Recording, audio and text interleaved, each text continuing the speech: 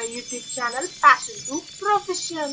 ఎప్పటిలాగే మరొక interesting update తో మీ ముందుకు వచ్చాను. ఈ రోజు మనం డిస్కస్ చేసుకోబోయే నోటిఫికేషన్ వచ్చేసరికి ఇంటెలిజెన్స్ బ్యూరో వాళ్ళు రిలీజ్ చేసిన అసిస్టెంట్ సెంట్రల్ ఇంటెలిజెన్స్ ఆఫీసర్ గురించి డిస్కస్ చేసుకోబోతున్నాం. Before we start this notification, ఈ యొక్క అప్లికేషన్ వచ్చి లాస్ట్ డేట్ వచ్చేసరికి January 9, 2021 లోపు మీరు సబ్మిట్ చేయవలసి ఉంటుందన్నమాట. ఇక మనం వేకెన్సీలో కనుక చూసుకున్నట్లయితే టోటల్ గా 2000 వేకెన్సీస్ అనేది రిలీజ్ చేయడం జరిగింది. అండ్ పే స్కేల్ కనుక చూసుకున్నట్లయితే లెవెల్ 7 లో 44,900 నుంచి మీ యొక్క పే స్కేల్ అనేది స్టార్ట్ అవబోతుంది. అంతేకాకుండా స్పెషల్ సెక్యూరిటీ అలవెన్స్ కింద 20% ఆఫ్ బేసిక్ పే కూడా మీకు ఇవ్వడం జరుగుతుంది. నెక్స్ట్ వచ్చేసరికి ఎడ్యుకేషనల్ క్వాలిఫికేషన్స్ కనుక మనం చూసుకున్నట్లయితే మీరు ఏ విధమైన గ్రాడ్యుయేషన్ అనేది ఒక రికగ్నైజ్డ్ యూనివర్సిటీ నుంచి కంప్లీట్ చేసి కంప్యూటర్స్ యొక్క నాలెడ్జ్ కనుక మీకుంటే మీరందరూ ఈ యొక్క అప్లికేషన్ ని కంప్లీట్ చేయవచ్చు. అంతేకాకుండా మీ యొక్క ఏజ్ లిమిట్ వచ్చేసరికి 18 నుంచి 27 ఇయర్స్ ఉన్న ప్రతి ఒక్కళ్ళు ఈ యొక్క అప్లికేషన్ ని కంప్లీట్ చేయండి. ఈ పోస్ట్ కింద మీరు ఆల్ ఓవర్ ఇండియాలో ఎక్కడైనా పోస్ట్ చేయడం జరుగుతుంది. సో ఎవరైతే ఎక్కడైనా విల్లింగ్ గా వర్క్ చేయడానికి ఉన్నారో వాళ్ళు మాత్రమే అప్లై చేయండి అని ఇచ్చారు. Next centre or city of examination అంటే మన టైర్ 1 ఎగ్జామ్ ఎక్కడ రాయాలనుకుంటున్నారు అని చెప్పి మనం ఒక 3 ఆప్షన్స్ అనేది సెలెక్ట్ చేసుకోవాల్సి ఉంటుంది అప్లికేషన్ ఫామ్ లో. దానికి సంబంధించి ఇక్కడ సిటీస్ అనేది చెప్పడం జరిగింది.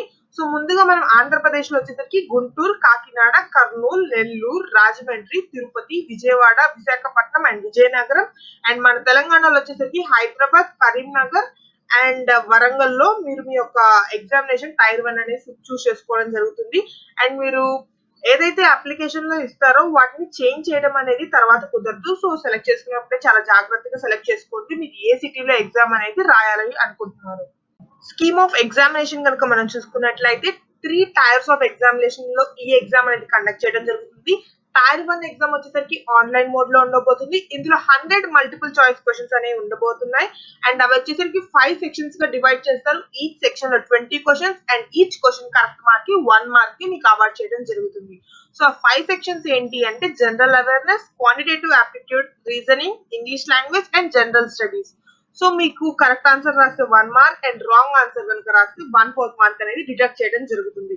సో ఓవరాల్ గా టైం వచ్చేసరికి 1 అవర్ ఇస్తారు అండ్ 100 మార్క్స్ కి మీ tier 1 examination. Next tier 2 examination వచ్చేసరికి 50 మార్క్స్ కి కండక్ట్ చేస్తారు. అండ్ అది వచ్చేసరికి డిస్క్రిప్టివ్ ఎగ్జామినేషన్. అందులో వచ్చేసరికి 30 మార్క్స్ కి ఎస్ఏ ఆన్సర్ అండ్ 20 మార్క్స్ కి English comprehension and precise writing అనేది ఉండబోతున్నాయి. అండ్ టైం వచ్చేసరికి 1 అవర్ ఉండబోతుంది. టోటల్ మార్క్స్ వచ్చేసరికి 50 marks. And finally tier 3 round వచ్చేసరికి ఇంటర్వ్యూ ఉండబోతుంది. అండ్ 100 మార్క్స్ కి ఇంటర్వ్యూ అనేది కండక్ట్ చేయడం జరుగుతుంది అనమాట. అండ్ ఇంటర్వ్యూలో వచ్చేసరికి సైకోమెట్రిక్ లేదా ఆప్టిట్యూడ్ టెస్ట్ కూడా మీకు కండక్ట్ చేయడం జరుగుతుంది. ఇక సెలెక్షన్ కనుక మనం చూసుకున్నట్లయితే ఇందాక మనం చెప్పుకున్నట్లు కరెక్ట్ ఆన్సర్ కి 1 మార్క్, రాంగ్ ఆన్సర్ కి 1/4 మార్క్ అనేది కట్ చేయడం జరుగుతుంది. అంతేకాకుండా మీరు కనుక క్వశ్చన్ ని మార్క్ ఫర్ రివ్యూ అని పెట్టుకుంటాం కదా మనం ఎగ్జామ్ రాసేటప్పుడు. అండ్ టైం అయిపోయినప్పుడు ఎగ్జామ్ పేపర్ కనుక సబ్మిట్ అయిపోతే మీరు మార్క్ ఫర్ రివ్యూ అని పెట్టుకున్న క్వశ్చన్స్ అనేవి కన్సిడర్ చేయడం జరగదని చెప్తున్నారు. సో ఎగ్జామ్ అయిపోయే లోపు మీరు కనుక ఏదైనా క్వశ్చన్స్ మార్క్ ఫర్ రివ్యూ అని పెట్టుకుంటే వాటిని మార్క్ ఫర్ రివ్యూ నుంచి తీసేయవలసి కూడా ఉంటుంది. అండ్ మీరు కనుక ఏదైనా క్వశ్చన్ కి ఆన్సర్ చేయకపోతే దానికి ఏ విధమైన మార్క్స్ కూడా అలాట్ చేయము అని చెప్తున్నారు. నెక్స్ట్ వచ్చేసరికి టైర్ 1 ఎగ్జామ్ కి మినిమం కట్ ఆఫ్ మార్క్స్ వచ్చేసరికి అన్రిజర్వ్డ్ క్యాండిడేట్స్ కి 35, ఓబీసీ, ఈడబ్ల్యూఎస్ వాళ్ళకి 34 అండ్ ఎస్సీ, ఎస్టీ వాళ్ళకి 33 అనేది డిసైడ్ చేయడం జరిగింది అనమాట. నెక్స్ట్ టైర్ 2 కి ఏ విధంగా పిలుస్తారు అంటే ఎవరైతే టైర్ 1 లో వాళ్ళు పెట్టిన మినిమం కట్ ఆఫ్ మార్క్స్ ని కంప్లీట్ చేయడమే కాకుండా ఎన్ని వేకెన్సీస్ ఉన్నాయో దానికి 10 times more number of people ని టైర్ 2 అనేది పిలవటం జరుగుతుంది. ఇంకా అదే విధంగా టైర్ 3 కి ఏ విధంగా షార్ట్ లిస్ట్ చేస్తారు అంటే టైర్ 1, టైర్ 2 కంబైన్ చేసిన వచ్చిన పర్ఫార్మెన్స్ కాకుండా ఓన్లీ టైర్ 2 లో 50 మార్క్స్ కి కండక్ట్ చేస్తారు కదా అందులో 33% మార్క్స్ అనేది రావాలి. అంటే 17 మార్క్స్ మినిమం వచ్చిన వాళ్ళని వరకు మాత్రమే టైర్ 3 కి 5 times more number of vacancies కి పిలుస్తారు అనమాట. టైర్ 1 అండ్ టైర్ 2 లో మనం ఆల్రెడీ డిస్కస్ చేసుకున్నాం కదా ఈ కట్ ఆఫ్స్ వచ్చేసరికి మినిమం కట్ ఆఫ్స్ అనమాట. అండ్ అంతకు మించి హైయర్ కట్ ఆఫ్స్ కూడా ఉండొచ్చు. ఎలా అంటే ఎంత మంది క్యాండిడేట్స్ ఎగ్జామ్ రాస్తున్నారు అండ్ ఎన్ని వేకెన్సీస్ ఉన్నాయి అనే దాన్ని బట్టి కట్ ఆఫ్ అనేది ఇంకా హైయర్ గా కూడా ఉండవచ్చు. అండ్ టైర్ 2 అండ్ టైర్ 3 ఎవరైతే షార్ట్ లిస్ట్ అయ్యారో అంటే ఎవరైతే సక్సెస్ఫుల్ గా కంప్లీట్ చేశారో వాళ్ళ యొక్క ఈమెయిల్స్ కి మీకు మెయిల్ అనేది రావడం జరుగుతుంది. డేట్, టైమ్, సెంటర్, ఎప్పుడు ఈ ఎగ్జామ్ కండక్ట్ చేస్తారు అనే డీటెయిల్స్ తో మీకు ఈమెయిల్స్ అనేది పంపించడం జరుగుతుంది. అంతేకాకుండా మనం ఇందాక సిటీస్ మాట్లాడుకున్నాం కదా, టైర్ 1 లో అప్లై చేసేటప్పుడు ఆ సిటీస్ టైర్ 2 అండ్ టైర్ 3 లో అక్కడ జరగకపోవచ్చు. ఎందుకు అంటే టైర్ 2 అండ్ టైర్ 3 వచ్చేసరికి ఓన్లీ పర్టికులర్ సిటీస్ లో మాత్రమే జరుగుతుంది. సో ఆర్టీ యొక్క డీటెయిల్స్ కూడా మీకు మెయిల్ లో చాలా క్లియర్ గా మెన్షన్ చేయడం అనేది జరుగుతుంది. అండ్ ఒకవేళ టై కనుక జరిగితే దాన్ని ఏ విధంగా రిజాల్వ్ చేస్తారు అంటే, ఎవరికైతే ఫస్ట్ ప్రిఫరెన్స్ వచ్చేసరికి టైర్ 3 లో హైయెస్ట్ నెంబర్ ఆఫ్ మార్క్స్ వాళ్ళకి ఇస్తారు. నెక్స్ట్ అది కూడా ఈక్వల్ గా ఉంటే టైర్ 2 లో మార్క్స్ ఎక్కువ వచ్చిన వాళ్ళకి ఇస్తారు. అది కూడా ఈక్వల్ గా ఉంటే టైర్ 1 లో నార్మలైజ్డ్ స్కోర్ లో హైయర్ మార్క్స్ ఉన్న వాళ్ళకి ఇవ్వడం జరుగుతుంది.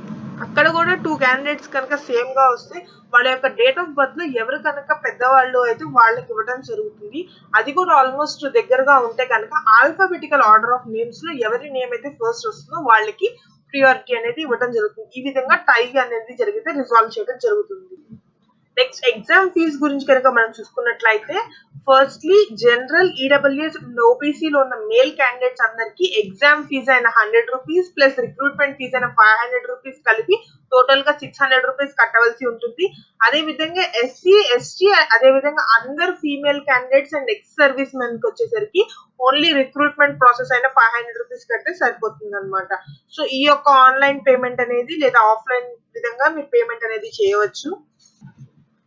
నెక్స్ట్ వచ్చేసరికి అప్లికేషన్ అనేది మనకి ప్రెసెంట్ ఓపెన్ లోనే ఉంది. సో మీ యొక్క అప్లికేషన్స్ అనేది కంప్లీట్ చేయవచ్చు. అండ్ అప్లికేషన్ కంప్లీట్ చేయడానికి లాస్ట్ డేట్ వచ్చేసరికి January 9, 2021 లోపు మీ యొక్క అప్లికేషన్ ని సబ్మిట్ చేయవలసి ఉంటుంది.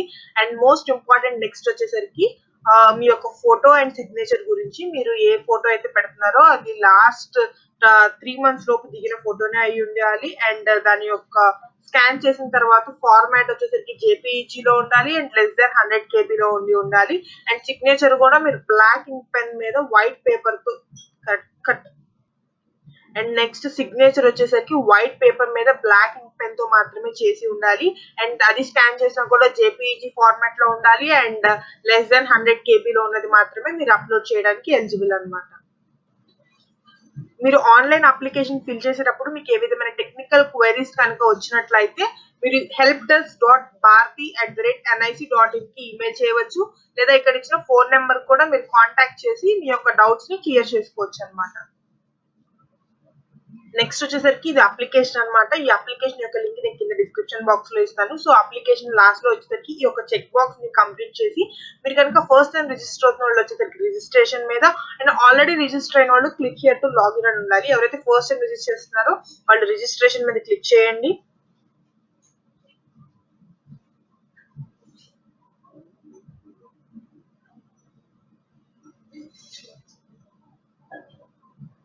రిజిస్ట్రేషన్ మీద క్లిక్ చేయగానే మనకి ఈ విధంగా రిజిస్ట్రేషన్ పోర్టల్ అనేది ఓపెన్ అవుతుంది.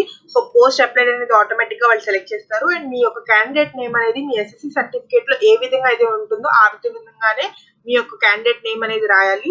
ఆ తర్వాత మీ యొక్క మొబైల్ నెంబర్, దాన్ని మళ్ళీ కన్ఫర్మ్ చేయవలసి ఉంటుంది. అండ్ మీ యొక్క ఈమెయిల్ ఐడి అండ్ దాన్ని కన్ఫర్మ్ చేయవలసి ఉంటుంది. అండ్ పైన ఉన్న క్యాప్చాని కింద రాసి సబ్మిట్ కొట్టంగానే మీ యొక్క క్రెడెన్షియల్స్ అంటే మీ యొక్క ఐడి అండ్ పాస్వర్డ్ అనేది మీ యొక్క ఈమెయిల్ ఐడికి పంపించడం జరుగుతుంది. అప్పుడు రిజిస్టర్డ్ క్యాండిడేట్స్ లోకి వెళ్ళి ఓపెన్ చేసి అప్పుడు మీ యొక్క అప్లికేషన్ ని కంప్లీట్ చేయవలసి ఉంటుంది అనమాట. చూసారు కదా application and eligibility criteria. So మీరు కనుక ఖచ్చితంగా ఈ యొక్క ఎలిజిబిలిటీ క్రైటీరియాని సాటిస్ఫై చేస్తూ వెంటనే మీ యొక్క అప్లికేషన్ ని సబ్మిట్ చేయండి. అండ్ మీ యొక్క ఫ్రెండ్స్ తో కూడా ఈ ఇన్ఫర్మేషన్ ని షేర్ చేయండి. Wishing all the eligible students all the best. ఎవరైతే ఫస్ట్ టైం మీరు ఫిల్ చేస్తున్నారో వాళ్ళు సైన్ అప్ ఆర్ రిజిస్ట్రేషన్ మీద క్లిక్ చేయవలసి ఉంటుంది. అదే విధంగా మనకు ఆల్రెడీ మీకు క్రెడెన్షియల్స్ కనుక ఐడి పాస్వర్డ్ ఉంటే మీరు ఆల్రెడీ రిజిస్టర్డ్ క్యాండిడేట్స్ మీద క్లిక్ చేసి లాగిన్ అయ్యి మీ యొక్క డీటెయిల్స్ ని సబ్మిట్ చేయవలసి ఉంటుంది అనమాట. ఈ రోజు వేకెన్సీస్ చూసారు కదా. సో మరిన్ని వేకెన్సీస్ తో నెక్స్ట్ వీడియోలో మీ ముందుకు వస్తాను. ఎవరైతే మన ఛానల్ ని ఫస్ట్ టైం చూస్తున్నారో ప్లీజ్ సబ్స్క్రైబ్. అలాగే పక్కన గంట సింబల్ కొట్టడం వల్ల మన ఛానల్లో ఏదైనా కొత్త వీడియో పెట్టగానే మీకు నోటిఫికేషన్స్ అనేవి వస్తాయి. ఈ వీడియో కనుక మీకు నచ్చినట్లయితే లైక్ చేయండి. అలాగే మీరు ఎటువంటి వీడియోస్ చూడాలనుకుంటున్నారో కింద కమెంట్ చేయండి. ఈ వీడియోని మీ ఫ్రెండ్స్ కి షేర్ చేయండి.